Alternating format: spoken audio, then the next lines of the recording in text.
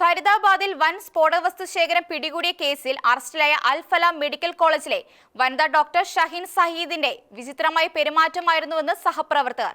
കോളേജിലെ അച്ചടക്കം പാലിക്കാൻ ഡോക്ടർ ഷഹീൻ സയീദ് തയ്യാറായിരുന്നില്ല. പലപ്പോഴും ആരെയും അറിയിക്കാതെ കോളേജിൽ നിന്ന് പുറത്തു പോകാറുണ്ടെന്നും സഹപ്രവർത്തകർ പറയുന്നു.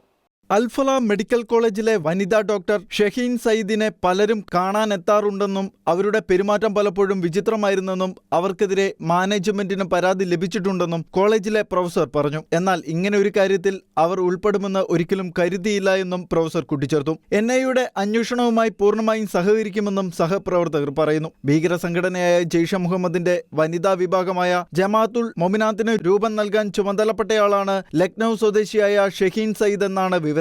ഫരീദാബാദിൽ വൻതോതിൽ സ്ഫോടക വസ്തു പിടികൂടിയതിൽ അറസ്റ്റിലായ ഡോക്ടർ മുസമ്മിൽ ഷക്കീലിന്റെ സഹപ്രവർത്തകയാണ് ഇവർ. ഇവരുടെ കാറിൽ നിന്നും തോക്കുകൾ കണ്ടെത്തിയിരുന്നു. ഭീകര സംഘത്തിന്റെ പ്രവർത്തനങ്ങൾക്ക് വേണ്ടി 40 മുതൽ 50 ലക്ഷം രൂപയോളം ഷഹീൻ സമാഹരിച്ചുവെന്നാണ് പോലീസ് കണ്ടെത്തൽ. അതേസമയം 12 പേർ കൊല്ലപ്പെട്ട ഡൽഹി സ്ഫോടന കേസിൽ NIA അന്വേഷണം തുടരുകയാണ്. സ്ഫോടക വസ്തുക്കളുമായി യാത്ര ചെയ്യുമ്പോൾ സംഭവിച്ച അപകടമായിരിക്കാമെന്ന നിഗമനത്തിലേക്കാണ് സാഹചര്യ തെളിവുകൾ വിരൽ ചൂണ്ടുന്നതെന്നാണ് ഉന്നത വൃത്തങ്ങൾ സൂചിപ്പിക്കുന്നത്. ഭീകര സംഘങ്ങൾ ഇത്ര ചെറിയ ലക്ഷ്യങ്ങൾ തകർക്കാൻ ചാവേറുകളെ അയക്കാറില്ല. ഡൽഹിയിൽ നടന്നത് സങ്കീർണമായ സ്ഫോടനമല്ല. ഫരീദാബാദിൽ പിടിയിലായവരുമായി സ്ഫോടനത്തിന് ബന്ധമുണ്ടെന്ന കാര്യത്തിൽ സംശയമില്ല. കൂട്ടാളികൾ പിടിയിലായതോടെ പോലീസ് എത്തുമെന്ന് ഭയന്ന സംഘം തങ്ങളുടെ പക്കലുള്ള സ്ഫോടക വസ്തു സുരക്ഷിതമായി മാറ്റുന്നതിനിടയിൽ സംഭവിച്ച അപകടമാകാമെന്നാണ് വിദഗ്ധർ കരുതുന്നത്. National desk, Shekinah news.